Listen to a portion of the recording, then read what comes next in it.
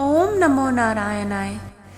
भगवान सत्यनारायण की कथा में आपका हार्दिक स्वागत है। तो आइए सुन लेते हैं सत्यनारायण व्रत की कथा। शास्त्रों में बताया गया है कि सत्यनारायण व्रत कथा का पाठ करने से व्यक्ति को 1000 यज्ञ करने के बराबर पुण्य फल की प्राप्ति होती है। सत्यनारायण भगवान व्रत कथा में भगवान विष्णु के सत्य स्वरूप के बारे में बताया गया है। इस व्रत का पाठ करने से घर में सुख समृद्धि का वास होता है और भगवान विष्णु की कृपा आप पर सदैव बनी रहती है। सत्यनारायण व्रत कथा का पहला अध्याय। एक समय की बात है, नैशिरण्य तीर्थ में शौनक आदि 88,000 ऋषियों ने श्री सूत जी से पूछा, हे प्रभु, इस कलयुग में वेद विद्या रहित मनुष्यों को प्रभु भक्ति किस प्रकार मिल सकती है तथा इनका उद्धार कैसे होगा। हे मुनि श्रेष्ठ, कोई ऐसा तप बतलाइए जिससे थोड़े समय में ही पुण्य मिले और मनोवांछित फल भी मिल जाए। इस प्रकार की कथा सुनने की हम इच्छा रखते हैं।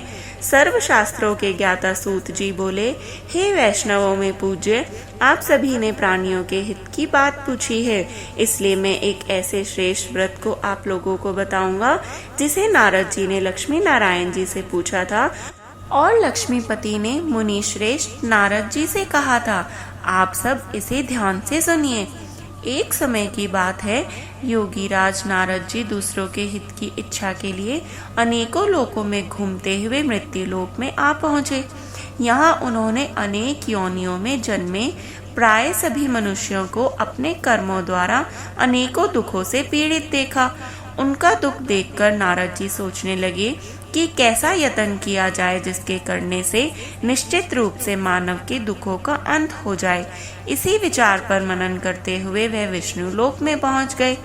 वहां वह देवों के ईश नारायण भगवान की स्तुति करने लगे, जिनके हाथों में शंख, चक्र, गदा और पद्म थे और गले में वरमाला पहने हुए थे। स्तुति करते हुए नारद जी बोले, हे भगवान, आप अत्यंत शक्ति से संपन्न हैं। मन तथा वाणी भी आपको नहीं पा सकती। आपका आदि, मध्य तथा अंत नहीं है। निर्गुण स्वरूप सृष्टि के कारण भक्तों के दुख को दूर करने वाले हैं। आपको मेरा नमस्कार है। नारद जी की स्तुति सुनकर विष्णु भगवान बोले, हे मुनि श्रेष्ठ, आपके मन में क्या बात है? आप किस काम के लिए पधारे हैं? उसे निसंकोच कहो। इस पर नारद मुनि बोले कि मृत्युलोक में अनेक योनियों में जन्मे मनुष्य अपने कर्मों के द्वारा अनेकों दुख से दुखी हो रहे हैं। हे नाथ, आप मुझ पर दया रखते हैं तो बताइए कि वो मनुष्य थोड़े प्रयास से ही अपने दुखों से कैसे छुटकारा पा सकते हैं। श्री हरि बोले, हे नारद, मनुष्यों की भलाई के लिए तुमने बहुत अच्छी बात पूछी है। जिसके करने से मनुष्य मोह से छूट जाता है, वह बात मैं बताता हूँ, उसे सुनो। स्वर्ग लोक व मृत्यु लोक दोनों में एक दुर्लभ उत्तम व्रत है जो पुण्य देने वाला है।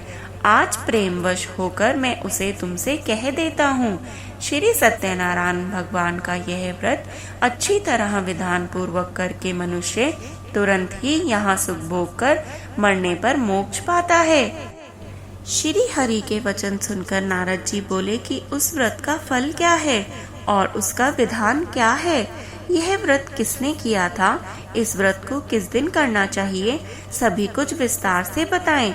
नारद जी की बात सुनकर श्री हरि बोले, दुख व शोक को दूर करने वाला, यह सभी स्थानों पर विजय दिलाने वाला है। मानव को भक्ति व श्रद्धा के साथ शाम को श्री सत्यनारायण भगवान की पूजा धर्म परायण होकर ब्राह्मणों व बंधुओं के साथ करनी चाहिए। भक्ति भाव से ही नैवेद्य, केले का फल, घी, दूध और गेहूं का आटा सवाया ले। गेहूं के स्थान पर साठी का आटा, शक्कर तथा गुड़ लेकर वे सभी भक्षण योग्य पदार्थों को मिलाकर भगवान का भोग लगाएं। ब्राह्मणों सहित बंधु बांधवों को भी भोजन कराएं। उसके बाद स्वयं भोजन करें। भजन कीर्तन के साथ भगवान की भक्ति में लीन हो जाएं। इस तरह से सत्यनारायण भगवान का यह व्रत करने पर मनुष्य की सारी इच्छाएं निश्चित रूप से संपूर्ण हो जाती हैं। इस कलिकाल अर्थात कलयुग में मृत्यु लोक में मोक्ष का यही एक सरल उपाय बताया गया है। इति श्री सत्यनारायण व्रत कथा प्रथम अध्याय संपूर्णम। बोलिए श्री सत्यनारायण भगवान की जय। सत्यनारायण भगवान की व्रत कथा का दूसरा अध्याय। सूत जी बोले, हे ऋषियों, जिसने पहले समय में इस व्रत को किया था उसका इतिहास मैं आपसे कहता हूँ, ध्यान से सुनिए। सुंदर काशीपुर नगरी में एक अत्यंत निर्धन ब्राह्मण रहता था। भूख प्यास से परेशान वह धरती पर इधर उधर घूमता रहता था। ब्राह्मणों से प्रेम से करने वाले भगवान ने एक दिन ब्राह्मण का वेश धारण करके उसके पास जाकर पूछा, हे विप्र, नित्य दुखी होकर तुम पृथ्वी पर क्यों घूमते हो? दीन ब्राह्मण बोला, हे प्रभु, मैं निर्धन ब्राह्मण हूँ, भिक्षा के लिए धरती पर घूमता हूँ। हे भगवान, यदि आप इसका कोई उपाय जानते हो तो बतलाइए। वृद्ध ब्राह्मण ने कहा, सत्यनारायण भगवान मनोवांछित फल देने वाले हैं, इसलिए तुम उनका पूजन करो। इसके करने से मनुष्य सभी दुखों से मुक्त हो जाते हैं। वृद्ध ब्राह्मण बनकर आए सत्यनारायण भगवान उस निर्धन ब्राह्मण को व्रत का सारा विधान बताकर अंतर्ध्यान हो गए। ब्राह्मण मन ही मन सोचने लगा कि जिस व्रत को व्रत ब्राह्मण करने को कह गया है, मैं उसे जरूर करूँगा। यह निश्चय करने के बाद उसे पूरी रात भर नींद नहीं आई। वह सवेरे उठकर सत्यनारायण भगवान के व्रत का निश्चय करके भिक्षा मांगने के लिए चला गया। उस दिन निर्धन ब्राह्मण को भिक्षा में बहुत अधिक धन मिला, जिससे उसने बंधु बांधवों के साथ मिलकर श्री सत्यनारायण भगवान का व्रत संपन्न किया। भगवान सत्यनारायण का व्रत संपन्न करने के बाद वह निर्धन ब्राह्मण सभी दुखों से छूट गया और अनेक प्रकार की संपत्तियों से युक्त हो गया। उसी समय से यह ब्राह्मण हर माह इस व्रत को करने लगा।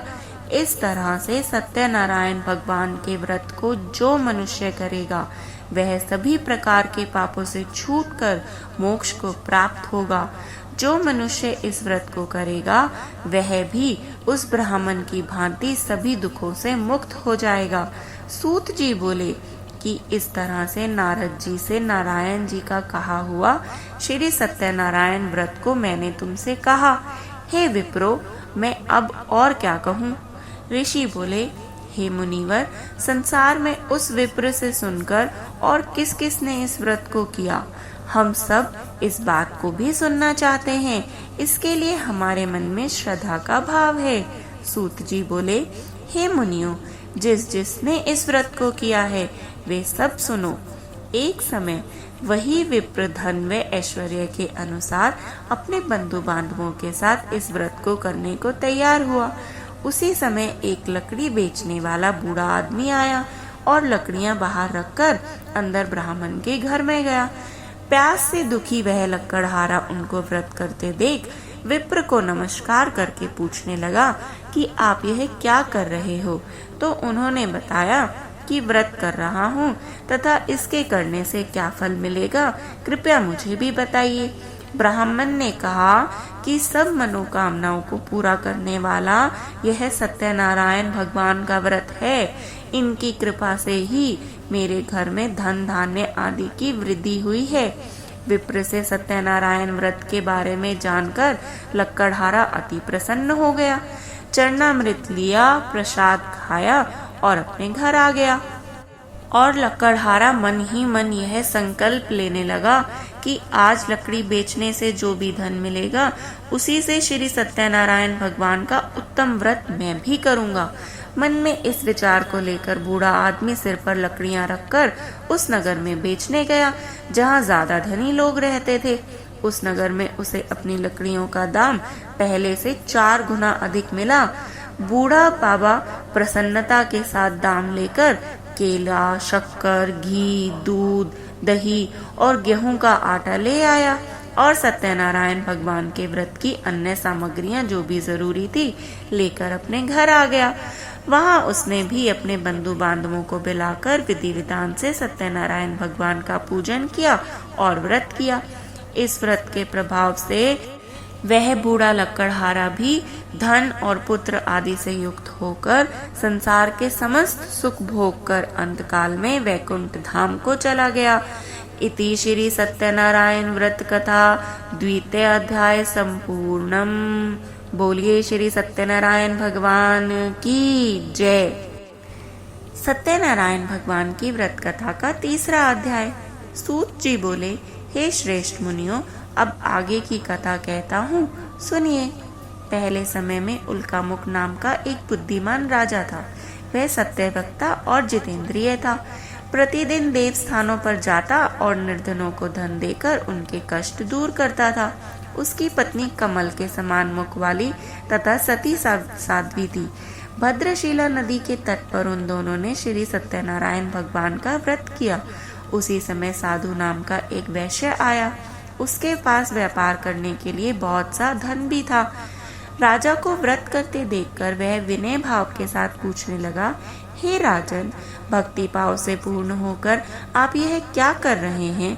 मैं इसे सुनने की इच्छा रखता हूँ, आप मुझे बतलाइए। राजा बोला, हे साधु, अपने बंधु बांधवों के साथ पुत्र आदि की प्राप्ति के लिए एक महाशक्तिमान श्री सत्यनारायण भगवान का व्रत व पूजन कर रहा हूँ। राजा के वचन सुनकर साधु आदर से बोला, हे राजन, मुझे भी इस व्रत का सारा विधान कृपया पूर्वक कह दीजिए। आपके कथनानुसार मैं भी इस व्रत को करूँगा। मेरी भी संतान नहीं है और इस व्रत को करने से निश्चित रूप से मुझे संतान की प्राप्ति हो जाएगी। राजा से व्रत का सारा विधान सुनकर व्यापार से निर्वित होकर वह अपने घर चला गया। साधु वैश्य ने अपनी पत्नी को संतान देने वाले इस व्रत का वर्णन कह सुनाया और कहा कि जब मेरी संतान होगी तब मैं इस व्रत को अवश्य करूँगा। साधु ने इस तरह के वचन अपनी पत्नी लीलावती से कहे। एक दिन लीलावती पति के साथ आनंदित हो संसारिक धर्म में परवर्त होकर सत्यनारायण भगवान की कृपा से गर्भवती हो गई। 10वें महीने में उसके गर्भ से एक सुंदर कन्या ने जन्म लिया। दिनों दिन वह ऐसे बढ़ने लगी जैसे कि शुक्ल पक्ष का चंद्रमा बढ़ता है। माता पिता ने अपनी कन्या का नाम इसीलिए कलावती रख दिया। एक दिन लीलावती ने मीठे शब्दों में अपने पति को याद दिलाया कि आपने सत्यनारायण भगवान के जिस व्रत को करने का संकल्प किया था उसे करने का समय आ गया है, आप इस व्रत को करिए। साधु बोला, हे प्रिय, इस व्रत को मैं कन्या के विवाह पर करूँगा। इस प्रकार अपनी पत्नी को आश्वासन देकर वह अपने नगर को चला गया। कलावती पिता के घर में रह वृद्धि को प्राप्त हो गई। साधु ने एक बार नगर में अपनी कन्या को सखियों के साथ देखा तो तुरंत ही दूत को बुलाया और कहा कि मेरे कन्या के योग्य वर देख कर आओ। साधु की बात सुनकर दूत कंचन नगर में पहुंचा और वहां देखभाल कर लड़की के सुयोग्य वाणिक पुत्र को ले आया। सुयोग्य लड़के को देखकर साधु ने बंधु बांधवों को बुलाकर अपनी पुत्री का विवाह कर दिया। लेकिन दुर्भाग्य की बात तो ये हुई कि साधु ने अभी भी सत्यनारायण भगवान जी का व्रत नहीं किया। इस पर भगवान क्रोधित हो गए और उसे श्राप दे दिया कि साधु को अत्यधिक दुख मिले। अपने कार्य में कुशल साधु अपने बनिए जमाई को लेकर समुद्र के पास स्थित होकर रत्नासारपुर नामक नगर में गया।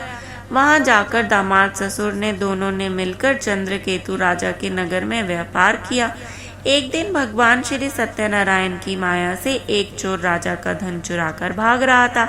उसने राजा के सिपाहियों को अपना पीछा करते देख लिया और चुराया हुआ धन वहां रख दिया जहां साधु अपने जमाई के साथ ठहरा हुआ था।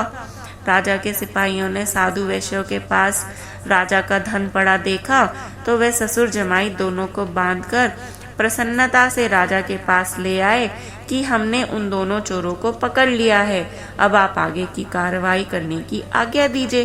राजा की आज्ञा से उन दोनों को कठिन कारावास में डाल दिया गया और उनका सारा धन धान्य भी उनसे छीन लिया गया।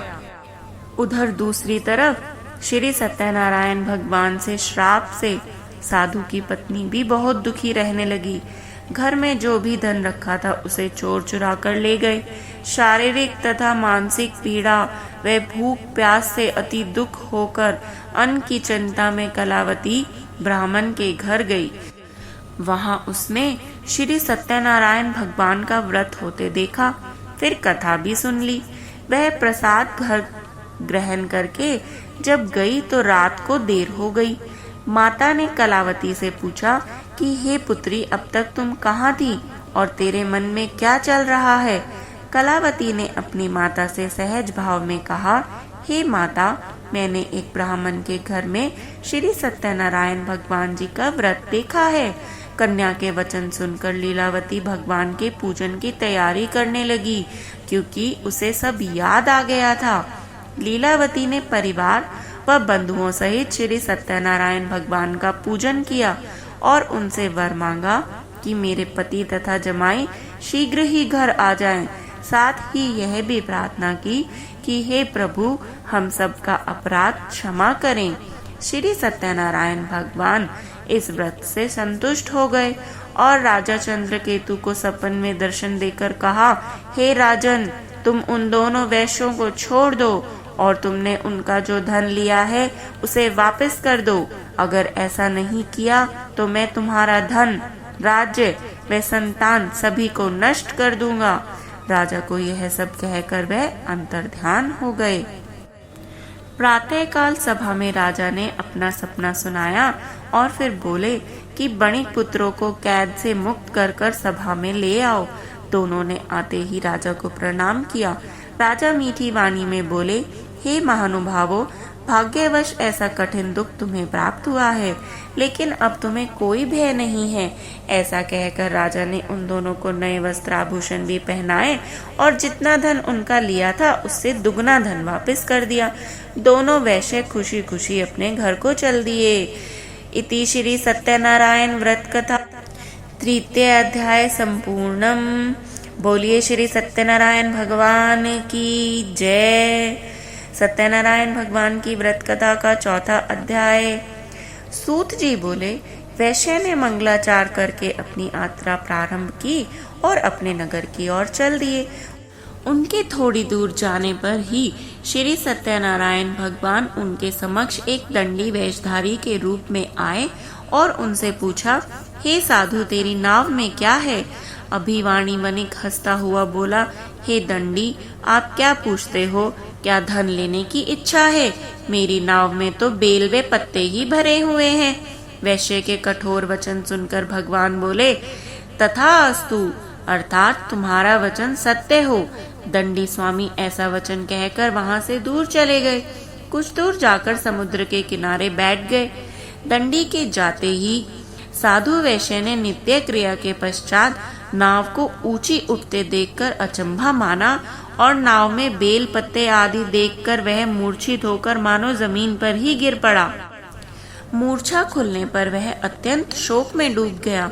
तब उसका दामाद बोला, आप शोक न मनाएं, यह उस दंडी का ही श्राप है, इसलिए हमें उनकी शरण में जाना चाहिए, तभी हमें हमारी मनोकामना पूर्ण होगी। दामाद की बात सुनकर वह दंडी के पास पहुंचा और भक्ति भाव नमस्कार करके बोला, मैंने आपसे जो जो असत्य वचन कहे थे उनके लिए मुझे क्षमा दान दें। ऐसा कहकर महान शोकातुर होकर रोने लगा। तब दंडी भगवान बोले, हे वणिक पुत्र, मेरी आज्ञा से बार बार तुम्हें दुख प्राप्त हुआ है, तू मेरी पूजा से विमुख हुआ। साधु बोला, हे भगवान, आपकी माया से ब्रह्म आदि देवता भी आपके रूप को नहीं जानते, तब मुझ जैसा अज्ञानी कैसे जान सकता है? आप मुझ पर प्रसन्न होइए। अब मैं सामर्थ्य के अनुसार आपकी पूजा अवश्य करूंगा।